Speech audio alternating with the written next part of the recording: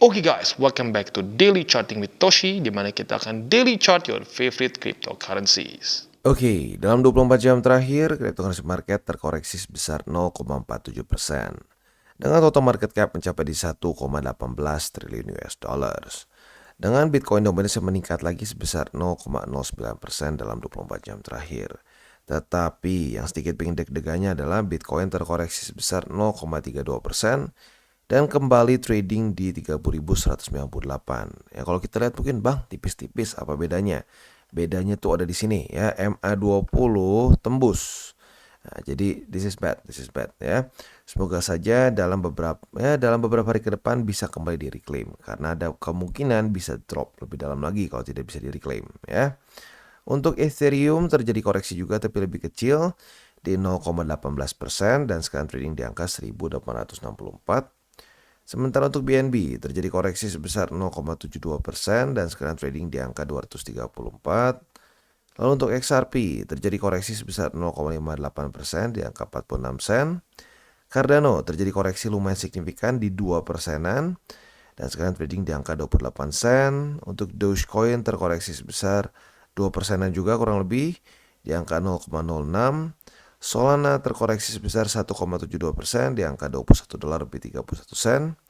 Dan yang terakhir Tron terkoreksi sebesar 3,06 ya. Jadi bisa dibilang kita bisa lihat semua cenderung terkoreksi pada hari-hari ini ya. Nah, selanjutnya kita akan geser ke economic calendar, tetapi sebelum kita masuk ke sana, kita akan dengar dulu pesan-pesan dari sponsor kita pada hari ini. Okay, today's video is brought to you by Bybit, di mana kita bisa trade berbagai macam cryptocurrency aset dengan cara yang berbeda-beda. Buat kalian yang ingin akumulasi secara spot, tentunya kita bisa lakukan di sini. Derivatif juga bisa, ada juga pasar NFT, dan tentunya setelah kalian akumulasi, jangan lupa juga kalian bisa menikmati earn atau menikmati bunga lah kesannya ya di Bybit Earn. Bisa APY-nya tertinggi bisa mencapai 18%. Nah, tentu juga buat kalian yang ingin membeli kripto dengan lebih mudah ya, dengan cara yang lebih simpel, bisa juga langsung menggunakan kartu kredit atau debit card juga di sini. Dan juga buat kalian yang mungkin sudah lebih crypto savvy nih ya, bisa menggunakan options juga ya. Jadi kurang lebih seperti itu. Dan buat lo yang belum punya akun di Bybit, silahkan bisa cek link reflektor di bawah dan mulai trade di Bybit. Oke, dan selanjutnya kita masuk ke economic calendar. Seperti yang kita bisa lihat di sini ya, untuk hari ini nggak ada yang terlalu penting. Jadi pada hari ini kita bisa lebih fokus ke technical analysis. Nah untuk besok kita ada satu data dari US, ingat gue ya. Coba kita cek satu data, bukan. Yes benar ya, yaitu adalah short term energy outlook. Nah untuk ini harapannya seingat gue adalah untuk lebih rendah daripada ekspektasi. Nah di sini forecastnya belum keluar, jadi ya kita harus lihat nanti besok ya. Jadi kurang lebih seperti itu untuk economic calendar kita. Hari ini lebih fokus ke TA, besok ada satu yang cukup penting ya. Selanjutnya lagi kita akan geser ke news. Nah, news ini datang dari US. Seperti yang kita tahu, US ini sekarang sebentar lagi akan ada pemilihan presiden ya. Nah, salah satu kandidatnya adalah si Robert F. Kennedy Jr. Ini adalah anak dari Bobby Kennedy atau dari tepatnya adiknya JFK yang mati ditembak juga waktu itu. Ya, lagi-lagi semoga dia kali ini nggak ditembak ya, karena keluarganya terlalu sering ditembak jujurnya ya. Nah, sebelumnya dia itu nggak pernah ngomong dengan jelas bahwa dia punya Bitcoin. Sebelumnya dia menyatakan istrinya yang punya, keluarganya yang punya. Tetapi sekarang dia sudah mengkonfirmasi bahwa dia punya Bitcoin dalam jumlah yang cukup besar ya. Nah, setelah itu kalau kita juga yang unik adalah dia ini menerima donasi untuk campaign dia dengan Bitcoin. Kayaknya ini pertama kalinya deh ya. Setahu gue ini kayaknya pertama kalinya calon presiden di Amerika Serikat menerima Bitcoin untuk donasi ya, atau untuk campaign dia lah, kasar seperti itu ya. Nah, selanjutnya lagi kalau kita juga di sini yang gue suka adalah statement dari si Robert F. Kennedy ini. Dia menyatakan bahwa Bitcoin ini points to the way forward of a future in which government institutions are more transparent and more democratic ya. Nah ini yang gue suka, artinya apa, dia ngerti Bitcoin karena banyak politician di US yang bilang wah Bitcoin ini sangat bagus untuk untuk mencuci uang. Buat orang yang ngerti ya cara kerja blockchainnya spesifik untuk Bitcoin, tahu bahwa that's a bad way to launder money gitu ya, karena Bitcoin itu secara blockchainnya very transparent ya, dan semua orang semua bisa lihat, dan untuk audit itu sangat mudah begitu. Jadi ini gue suka ya, si Robert F Kennedy ini nggak cuma asal ngomong Bitcoin supaya terkenal, karena ada loh ya, ada capres lain lah, gue nggak sebut namanya, yang kesannya ngomong Bitcoin tapi dia kayaknya nggak ngerti gitu loh. Ya pokoknya cuma gara-gara banyak yang suka Bitcoin dia pengen lebih populer. Nah kalau kalau si Robert F Kennedy ini sepertinya beneran ngerti begitu ya. Jadi that's good ya. Dan buat lu yang mungkin bingung, emang bang kurang transparan apa kalau governments? Simpelnya gini ya, setahu gue The Fed itu udah sangat lama tidak diaudit, bahkan mungkin nggak pernah diaudit setahu gue ya. Jadi kalau misalkan institusi lain itu diaudit, ya oke, di US bener diaudit. Tetapi anehnya institusi yang memprint uang, menambah supply uang atau mengatur supply uang di US itu nggak diaudit. Aneh kan? Nah, jadi ya semoga saja ke depannya mungkin the Fed mereka juga akan lebih transparan seperti Bitcoin. Semoga semua yang mereka lakukan di blockchain. That's cool kalau bisa sampai seperti itu ya. Oke, selanjutnya kita akan geser ke analisa di Twitter. Ini kita ngomongin soal resisten ya. Resisten 1, 2, 3. Nah, kemarin resisten pertama ini kita tembus waktu di awal-awal Bitcoin rally nih ya, waktu dari 15.000 loncat ke reject di sini, bilang wah ini udah nih turun lagi katanya. Ternyata lanjut lagi ke atas sampai ke 31.000. Nah, permasalahannya sekarang 31.000 efeknya itu sama kayak di 25.000. Retest turun ke bawah. Nah, buat lo yang akumulasi di tadinya kan resisten nih 25 ribuan. Lo akumulasi di support 25.000 udah senyum-senyum sendiri sekarang karena ya sudah rally lagi ya. Nah, tetapi masih struggling di 31.000 untuk yang kedua kalinya. Nah, jadi PR besar dari Bitcoin adalah mulai rally dan tembus secara signifikan 31.000 dan ke next ini ya, ke next resisten yaitu di 35.000 ya.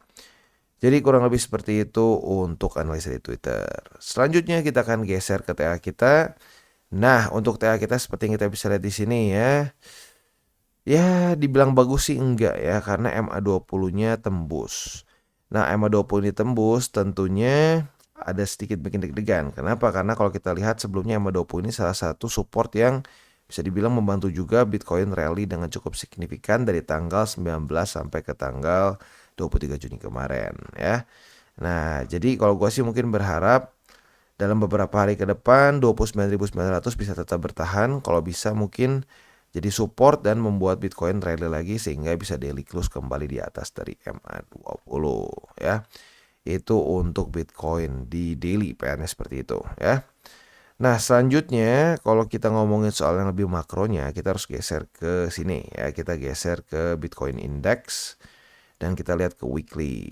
Nah, untuk weekly masih jauh sih dari bull support band. Tapi ini kan weekly close baru. Kita coba cek ya sekarang itu di mana. Untuk bull support band itu sekarang ada di angka, sebentar RSI gua hapus dulu ya. Kita ganti ke bull support band. Nah, untuk bull support band sekarang itu ada di angka 27.783 sampai 27.308. Ya, jadi kalau secara makronya just in case tembus, harapan gue selanjutnya adalah si bull support band bisa kembali menahan ya. Kembali menahan dan rally lagi ke atas membuat higher high.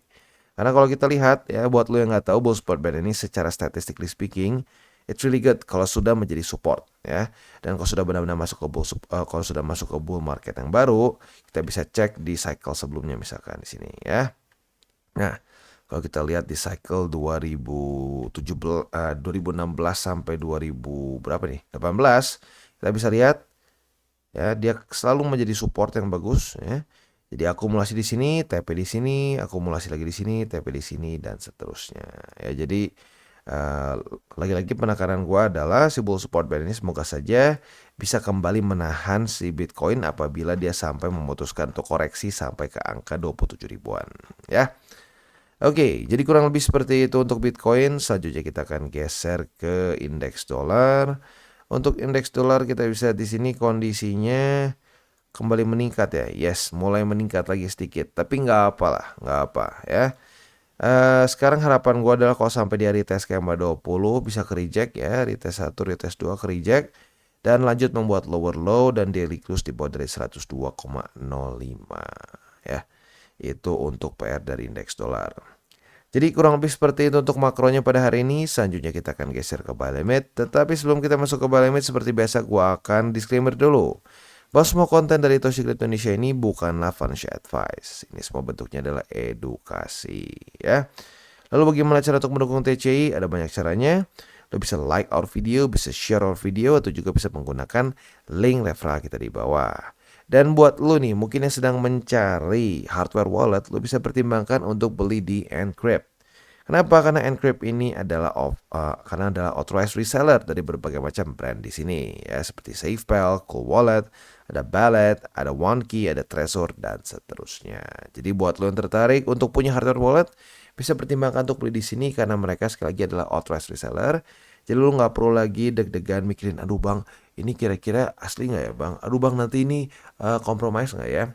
Jadi lo nggak perlu lagi mikirin seperti itu ya. Oke, sekarang kita akan balik lagi membahas mengenai buy limit. Oke, dan sekarang kita masuk ke Bitcoin. Untuk Bitcoin kita bisa lihat ya, sayangnya MA20 tembus. Jadi kondisinya itu terakhir buy limit pertama tembus. Buy limit kedua itu masih di 29.499. Dan buy limit ketiga kita di 28.802. Ya, itu untuk posisi spot di Bitcoin. Nah, untuk posisi futuresnya kita bisa lihat setelah MA20 tembus. Apabila terjadi retest 1, retest 2 di MA20 sebagai resisten, kita bisa buka posisi short dengan target TP di 29.900. Atau lebih tepatnya gini ya. Kemarin sudah ada reject pertama. Jadi pada hari ini apabila terjadi retest kedua, kita langsung bisa buka posisi short dengan target TP di 29.900. Yaitu untuk posisi short di Bitcoin. Untuk posisi longnya kita bisa nyontek ke tanggal 6 dan 7 kemarin ya. Retest 1, retest 2 di 29.900, kita bisa buka posisi long dengan target TP konservatif di MA20. Yang lebih agresif boleh pertimbangkan di 30.700 ya. Jadi kurang lebih seperti itu untuk posisi long di Bitcoin dan juga posisi short ya. Selanjutnya kita akan geser ke Ethereum. Oke, dan sekarang kita masuk ke Ethereum. Nah, untuk Ethereum kita bisa juga di sini ya. Kondisinya masih mirip-mirip seperti kemarin, tapi belum terjadi retest di MA20. Jadi secara untuk posisi spotnya, buy limit pertama masih di MA50, buy limit kedua di 1780, dan buy limit ketiga kita mungkin bisa sedikit naik sekarang di MA200 yaitu di 1709 ya. Nah, selanjutnya untuk posisi futures apabila terjadi retest 1, retest 2 di MA20 sebagai resisten, kita bisa buka posisi short dengan target TP di MA50. Sementara untuk posisi longnya tinggal kita balik logikanya. Retest 1, retest 2 di MA50 sebagai support, kita bisa buka posisi long dengan target TP konservatif di MA20 dan yang lebih agresif boleh pertimbangkan di 1909 ya. Jadi kurang lebih seperti itu untuk di Ethereum. Oke, dan selanjutnya kita masuk ke Cardano. Untuk Cardano kita bisa di sini ya. Dia sedikit tembus MA20. Jadi saat reclaim di sini ya.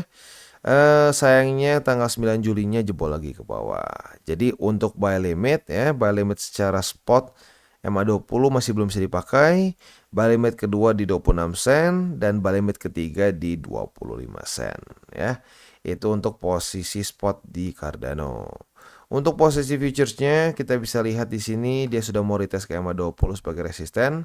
Jadi apabila pada hari retest sampai besok pagi jam 7 tetap daily close dibuat dari MA20, nah kita bisa limit posisi short di sini dengan target TP di 26 sen untuk yang konservatif, untuk yang agresif.